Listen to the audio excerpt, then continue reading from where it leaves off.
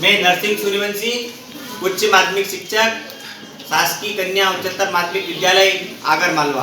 आज हम कक्षा 9वीं में एक चैप्टर है ऊर्जा, उसके बारे में हम डिस्कस करेंगे।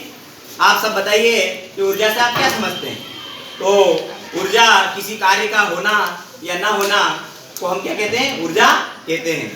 अब जो ऊर्जा है उसको किस में मापा जाता है, उसकी इकाई क्या है। तो कार्य तथा ऊर्जा की दोनों की इकाई क्या होती है, एक ही होती है। यानी कि जो कार्य की इकाई क्या है, जूल है। तो ऐसे ही ऊर्जा की इकाई भी क्या है, जूल है। अगर हम इसको बड़ी इकाई के में मापते हैं तो उसे हम किलो जूल कहते हैं। तो 1 किलो जूल है ना बराबर होता है 1000 जूल। ठीक है, कितना होता है, 1000 जूल होता है। अब हम देखिए ऊर्जा के प्रकार कौन कौन से हैं। तो ऊर्जा के निम्नलिखित प्रकार है: स्थित ऊर्जा, गतिज ऊर्जा, ऊष्मीय ऊर्जा, रासायनिक ऊर्जा, विद्युत ऊर्जा और प्रकाश ऊर्जा। तो सबसे पहले हम बात करेंगे स्थित ऊर्जा की। स्थित ऊर्जा से आप क्या समझते हैं। तो स्थित ऊर्जा कोई भी वस्तु है, जैसे मान लो ये डस्टर रखा है, तो डस्टर जहाँ पे रखा हुआ है तो जो वस्तु स्थिर होती है उसमें कौन सी ऊर्जा होती है, स्थित ऊर्जा पाई जाती है। ठीक है ना, कौन सी ऊर्जा पाई जाती है, स्थित ऊर्जा। और स्थित ऊर्जा का सूत्र क्या है, तो स्थित ऊर्जा का सूत्र होता है mgh। यहाँ पे m क्या है, द्रव्यमान है, g क्या है, गुरुत्व है, और h क्या है, इसकी ऊंचाई है। ठीक है जी। अब एक इस सूत्र के द्वारा हम एक कैलकुलेशन करते हैं कि अगर कोई वस्तु है वो किसी 5 मीटर की ऊंचाई पर रखी है, मान लो 5 मीटर की ऊंचाई पर है, तो हमको और उसका जो गुरुत्व बल है 9.8 मीटर पर सेकेंड है। तो अब हम उसको उसका मास निकालना है, उसका द्रव्यमान कितना निकालेंगे। तो x.9.8 इंटू 5 बराबर 49 मीटर पर सेकेंड स्क्वायर।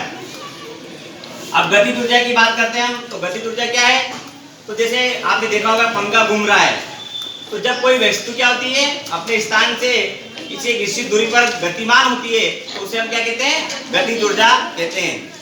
उसके बाद ऊष्मीय ऊर्जा।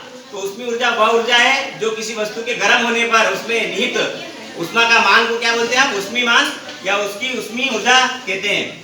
रासायनिक ऊर्जा से क्या मतलब है। तो रासायनिक ऊर्जा क्या है, जैसे आपने देखा होगा कि अंगूर को हम जब किसी बर्नर में रख देते हैं, उसको सड़ा देते हैं, तो उससे क्या बन जाता है, शराब बन जाती है।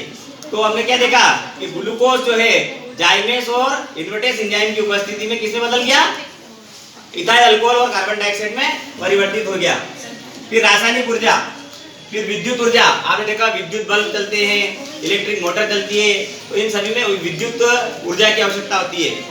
उसके बाद में अगला है हमारा प्रकाश ऊर्जा। तो देखो सूर्य से हमें प्रकाश मिलता है, तो कुछ वस्तु दीप्त वस्तु होती है और कुछ क्या होती है, अदीप्त वस्तु होती है। तो जिनका जो प्रकाशमान है, यानी कि जो स्वयं अपना प्रकाश उत्सर्जित करती है, उसे हम क्या कहते हैं, दीप्त वस्तु कहते हैं। तो प्रकाशीय ऊर्जा क्या होती है, वह ऊर्जा जो कि किसी पदार्थ में उसको प्रकाशमान बनाती है, उसे हम क्या कहते हैं, विद्युत ऊर्जा कहते हैं। आपको अगर मेरा चैनल अच्छा लगा तो लाइक कीजिए, सब्सक्राइब कीजिए और इसको शेयर कीजिए। धन्यवाद जी।